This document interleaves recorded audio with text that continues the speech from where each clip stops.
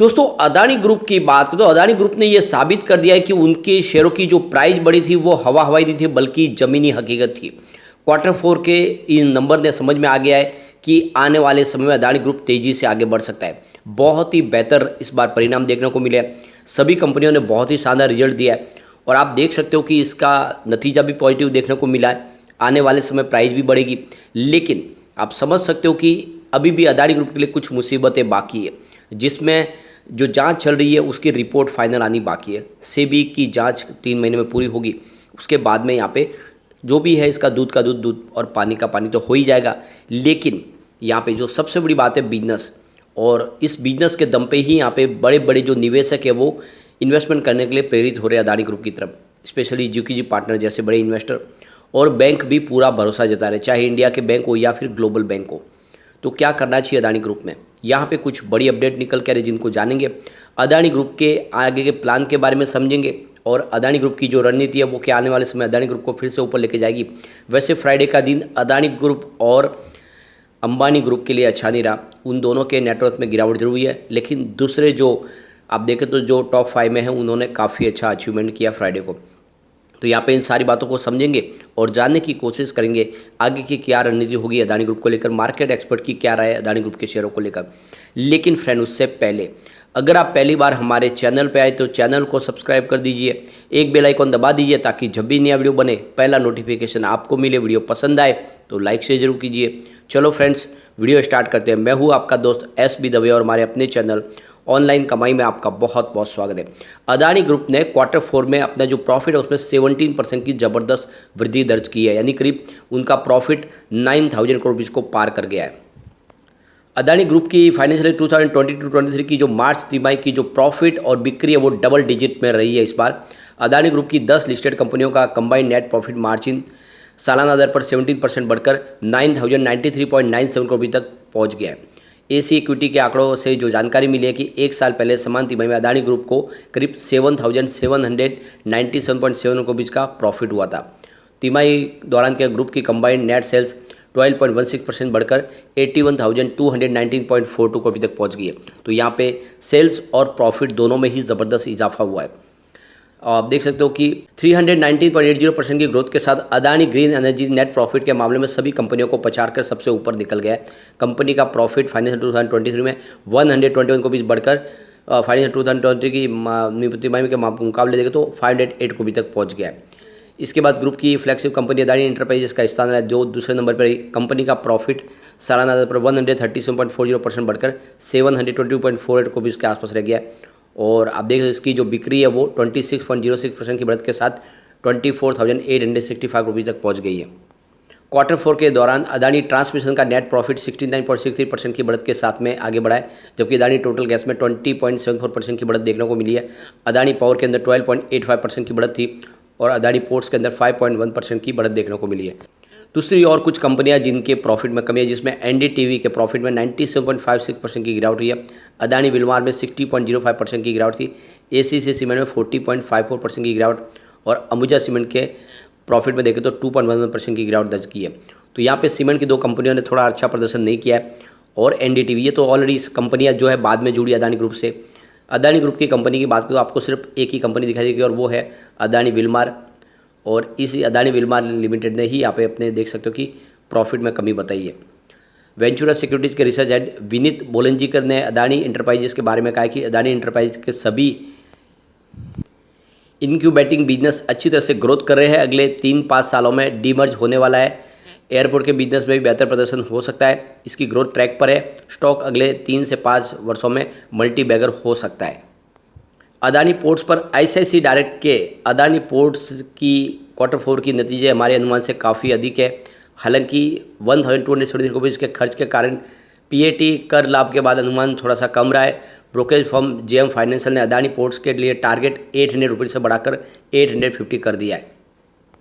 5paisa.com के lead analyst Ruchit Jain ने कहा कि पिछले महीनों से अदानी ग्रुप के शेयर में टेक्निकल की बजाय न्यूज पर चल रहे हैं।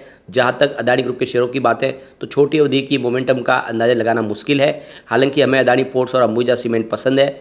अंबुजा सीमेंट में कीमतों के लिहाज से करेक्शन खत्म होता हुआ दिखाई दे रहा है और यह रिकमेंडेशन 6 महीने और उससे अधिक के लिए है। तो कुल मिला के अदानी ग्रुप के शेयरों को लेकर अच्छी खासी रिकमेंडेशन आ रही है बाय के लिए। अब फ्राइडे का दिन देखें तो इंडिया के दो बड़े बिजनेसमैन जिसमें अदानी और अंबानी के लिए ठीक नहीं रहा, बाकी दुनिया के दूसरे अरबपतियों ने जम के कमाया फ्राइडे के दिन। फ्राइडे को दुनिया के टॉप 20 रईसों में से 18 की नेटवर्थ में तेजी है, यानी इंडिया के 2 रईस छोड़ के बाकी सब ने काफ़ी अच्छा पैसा कमाया। एलन मस्क ने $200 अरब की नेटवर्थ के करीब पहुंच चुके और इस साल में उनकी नेटवर्थ $62.5 अरब तक उछाल आ गया है। तो यहाँ पे अदानी और अंबानी को छोड़कर फ्राइडे के दिन सबसे शानदार रहा और आप देख सकते ब्लूमबर्ग बिलियनियर के इंडेक्स के मुताबिक हाल में नंबर 1 की कुर्सी पाने वाले एलन मस्क ने तो फ्राइडे को $4.61 अरब की कमाई कर डाली। इसके साथ ही उनकी नेटवर्थ $199 अरब तक पहुंच गई है। टेस्ला और स्पेस एक्स और ट्विटर के सीईओ की सैलरी इस साल $62.5 अरब का इजाफा भी हुआ है। इस साल कमाई के मामले में वह नंबर 1 पर है और हाल ही में उन्होंने फ्रांस के बेनार्ड अर्नॉट को पछाड़कर दुनिया का सबसे बड़ा रईस बनने का रुतबा हासिल किया था। अर्नॉट $191 अरब की नेटवर्थ के दुनिया के अमीरों की लिस्ट में दूसरे नंबर पर है। शुक्रवार को उनकी नेटवर्थ में भी $3.99 अरब की तेज़ी देखने को मिली। इस साल उनकी नेटवर्थ $29 अरब बढ़ी है। अमेजॉन के फाउंडर जेफ बेजोस इस लिस्ट में तीसरे नंबर पर है और उनकी नेटवर्थ $149 अरब की है। इस साल उनकी नेटवर्थ में $40.9 अरब का इजाफा हुआ है। माइक्रोसॉफ्ट के को फाउंडर बिल गेट्स $128 अरब की नेटवर्थ के साथ चौथे पे और लेरी एलिसन $199 अरब की नंबर के साथ में 5वें नंबर पर है। स्टीव बॉलमर $116 अरब के साथ 6ठे नंबर पर है। वॉरेन बफेट की $116 अरब की आप देखो मार्केट के साथ वो 7। लैरी पेज $113 अरब के साथ 8वें नंबर पे और सेगई ब्रिन $107 अरब के साथ 9वें नंबर पे और मार्क जगरबर्ग 10वें नंबर पर है और उनकी नेटवर्क में भी थोड़ा सा सुधार देखने को मिला है। तो कुल मिला के देख सकते हो ये टॉप 10 जो है इन्होंने काफ़ी अच्छा इजाफा किया अपनी नेटवर्क में फ्राइडे के दिन। फिलहाल मुकेश अंबानी की बात करें उनकी $84.6 अरब की नेटवर्थ है और इस लिस्ट में वो 13वें नंबर पर है। रिलायंस इंडस्ट्रीज के चेयरमैन शुक्रवार को उनकी $16.6 करोड़ की जो नेटवर्थ में गिरावट आई है, यानी उनका जो है मार्केट शेयर कम हुआ है। वैसे इस साल उनकी नेटवर्थ $2.46 अरब की गिरावट देखने को मिली पूरे साल में। अदानी की नेटवर्थ में भी शुक्रवार को $66.2 करोड़ की गिरावट आई है और यह $61.5 अरब तक पहुँच गई है। इस साल उन्होंने सबसे ज़्यादा $59 अरब कम गंवाए, बहुत ज़्यादा उनको लॉस हुआ है।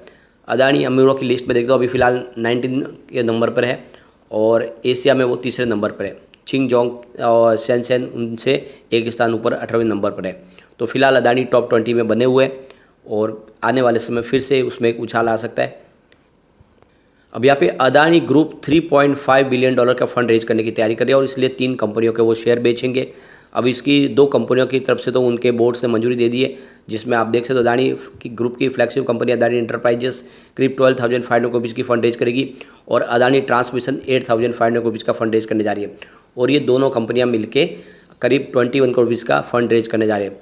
तो अब $2.5 की फंड रेजिंग होगी और इस समय फंड की काफ़ी ज़्यादा ज़रूरत है। इसके अलावा अदानी ग्रीन एनर्जी लिमिटेड भी फंड रेज करने जा रहे हैं, जल्दी वहाँ पे उसकी मीटिंग होगी। ये टोटल जो आप देखें तो $3.5 बिलियन की फंड रेज की जाएगी और इस फंड के माध्यम से जो पुराने कर्ज है जो बहुत जल्द मेच्योर होने वाले वो कर्ज भी चुकाए जाएंगे और नए बिजनेस को तेज़ी से आगे बढ़ाया जाएगा। तो उसके लिए काफ़ी ज़्यादा प्लानिंग शुरू कर दी है अदानी ग्रुप की तरफ से।